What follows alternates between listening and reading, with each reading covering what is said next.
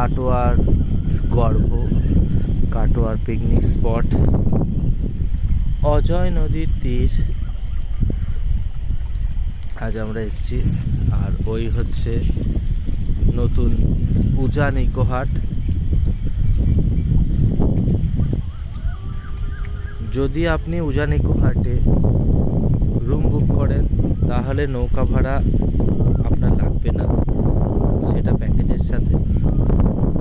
আর যদি আপনি এমনি যেতে চান রেস্টুরেন্টে খাওয়া দাওয়ার জন্য, তাহলে নৌকা ভাড়া মাথা পিছু 10 টাকা করে দিতে হবে।